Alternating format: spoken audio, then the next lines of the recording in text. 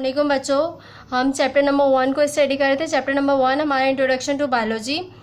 आज उसका topic number 6 जो हम मुस्लिम बायोलॉजिस्ट पढ़ रहे थे उसके रिमेनिंग पार्ट रहते हैं। आज हम मुस्लिम साइंटिस्ट के अलावा अदर बायोलॉजिस्ट को पढ़ेंगे। अदर बायोलॉजिस्ट में यूरोपियन बायोलॉजिस्ट हैं जो कि मुस्लिम पीरियड गुजरने के बाद जो है इन्होंने अपना वर्क किया। तकरीबन 15th सेंचुरी पे ही इन्होंने अपना वर्क स्टार्ट कर दिया था और इन्होंने फिर बायोलॉजी के मैदान में इस फील्ड में तरक्की करनी शुरू कर दी।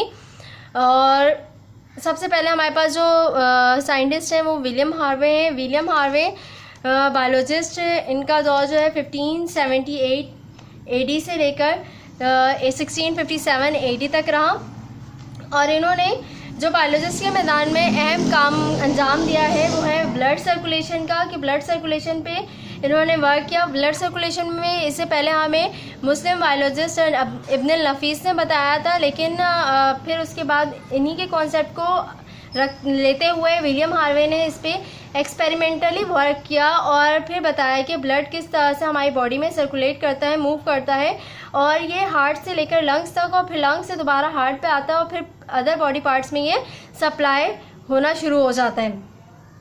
और इन्होंने ये भी बताया कि ब्लड जो है सिर्फ एक डायरेक्शन में फ़्लो करता है, ये फ़्लो बैक नहीं होता, ये वापस पलट के नहीं जाता है, वो एक डायरेक्शन में मूव करते हुए डिफरेंट बॉडी पार्ट्स में ही सर्कुलेट कर रहा होता है। और इसके अलावा यह हमारे बॉडी के अपर पार्ट मतलब ब्रेन के पोर्शन में और फिर हमारी बॉडी के लोअर पार्ट में भी किस तरह से सर्कुलेट कर रहा होता है। नेक्स्ट बायोलॉजिस्ट हमारे पास गैलीलो। गैलीलो ने बायोलॉजिस्ट के मैदान में जो काम किया है वो तकरीबन 1610 AD में किया है। गैलीलो को मेडिसिन, शुरू में इन्होंने मेडिसिन पे वर्क किया था मगर जल्दी इन्होंने इस काम को छोड़ दिया था और फिर ये फिलॉसफी की तरफ इन्होंने तवज्जो दी और मैथमेटिक्स की तरफ भी इन्होंने बहुत ज़्यादा वर्क किया।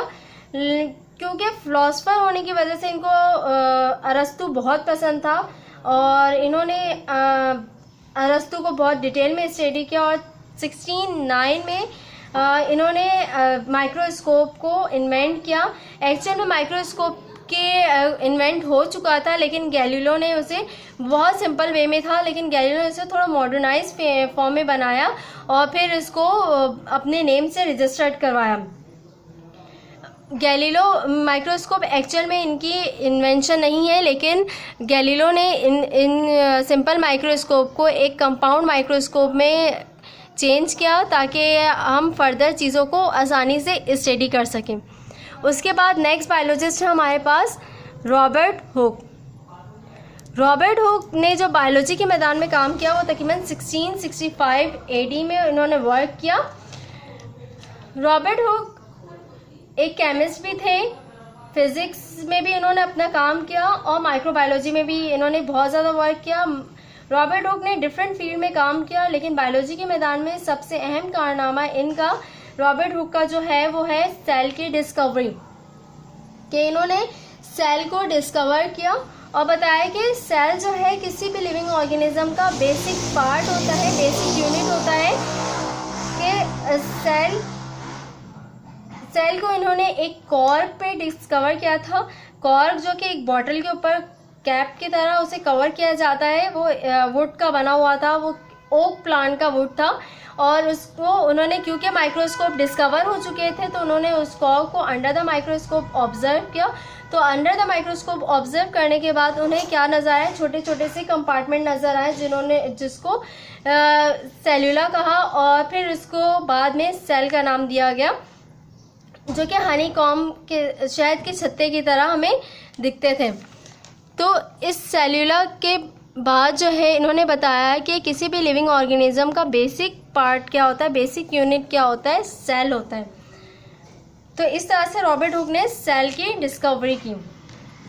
उसके बाद नेक्स्ट बायोलॉजिस्ट है हमारे पास कार्लियस लिनस। कार्लियस लिनस का दौर तकरीबन 1707 AD से लेकर 1778 AD तक रहा।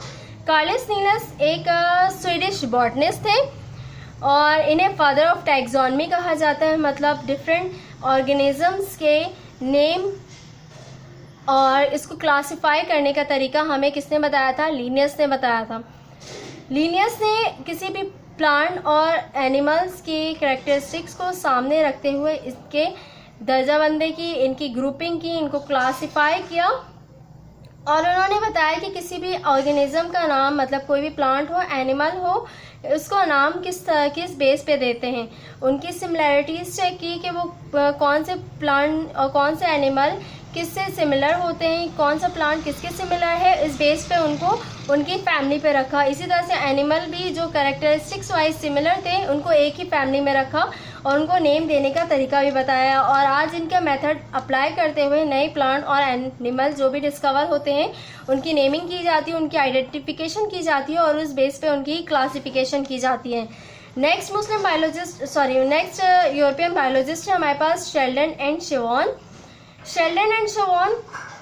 शेल्डन एक बॉटनिस्ट थे और इन्होंने प्लांट टिश्यू पे वर्क किया था क्योंकि सेल की डिस्कवरी हो चुकी थी, जो कि सेल की डिस्कवरी होने के बाद इन्होंने प्लांट टिश्यू पे वर्क किया था और इसमें मौजूद सेल को ऑब्जर्व किया और इसे स्टडी किया था। और शिवॉन एक जोलॉजिस्ट थे, इन्होंने भी एनिमल टिश्यू पे की ऑब्जर्वेशन की थी और इसमें सेल को स्टडी किया था। फिर इन्होंने शिवॉन ने सेल मेम्ब्रेन को देखा, इसके अंदर सेल के अंदर मौजूद जितने भी ऑर्गेनली थे, सेल ऑर्गेनली थे या सेल का जो भी स्ट्रक्चर था, सेल की आउटर मेम्ब्रेन जिससे बनी हुई थी, इन सब को डिटेल में स्टडी किया शेल्डन और शिवॉन ने। सेल मेम्ब्रेन को डिस्कवर किया, फिर न्यूक्लियस जो है न्यूक्लियस को स्टडी किया क्योंकि ये दोनों एक बॉटनिस्ट थे और एक जोलॉजिस्ट थे, तो दोनों ने मिलकर सेल के मुतालिक एक थ्योरी पेश की थी जिसको सेल थ्योरी कहा जाता है। और इसके मुतालिक उन्होंने तीन अहम अपने पोस्टुलेट पेश किए थे, अपने तीन अहम नज़रिया पेश किए थे, जो कि प्लांट और एनिमल सेल दोनों में ही इन्होंने ये सेम पोस्टुलेट रखे थे, जिसको हम आगे चैप्टर में स्टडी करेंगे इनके पोस्टुलेट को। ओके, उसके बाद नेक्स्ट बायोलॉजिस्ट है हमारे पास लुइस पास्चर। लुइस पास्चर एक फ्रेंच बायोलॉजिस्ट थे। इन्होंने बायोलॉजी के मैदान में बहुत से काम किए हैं और बहुत से मेथड डिस्कवर किए हैं।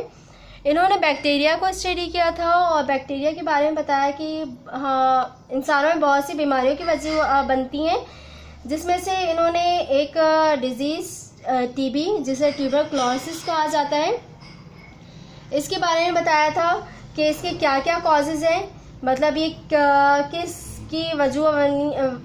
किस वजह से हुआ है। ये बैक्टीरिया की वजह से हुआ है जिसको माइकोबैक्टीरियम ट्यूबरक्लोसिस कहा जाता है, ये टीबी की अहम वजह है। इसके अलावा इन्होंने बहुत डिफरेंट टेक्निक भी बताई बायोलॉजी के मैदान में, और जिसको यूज़ करते हुए हम डिफरेंट अपने फूड प्रोडक्ट को जो है लॉन्ग टर्म के लिए सेव कर सकते हैं। और इन्होंने और भी डिजीज़ मतलब कॉलरा, रेबीज़ वगैरह की वैक्सीनेशन के बारे में भी हमें इंफॉर्मेशन दी। उसके बाद हमारे पास नेक्स्ट बायोलॉजिस्ट हैं जे लिस्टर, मतलब जोसेफ लिस्टर, जिन्होंने 1860 में बायोलॉजी की फील्ड में वर्क किया और ये एक ब्रिटिश सर्जन थे। इन्होंने आयोडीन और कार्बोलिक एसिड की एंटीसेप्टिक बताया कि इनको एंटीसेप्टिक के तौर पे यूटिलाइज़ किया जा सकता है। वो पहले सर्जन थे जिन्होंने वुंड्स मतलब ज़ख्मों पे जो है इसके इस्तेमाल के बारे में बताया कि हम किस तरह से आयोडीन और कार्बोलिक को यूटिलाइज़ करते हुए किसी भी ज़ख्म को साफ़ कर सकते हैं और इसको जर्म्स फ्री बना सकते हैं या इसके इन्फेक्शन को और बढ़ने से रोका जा सकता है। उसके बाद हमारे पास नेक्स्ट बायोलॉजिस्ट हैं जिसको ई जेनर कहा गया। नेक्स्ट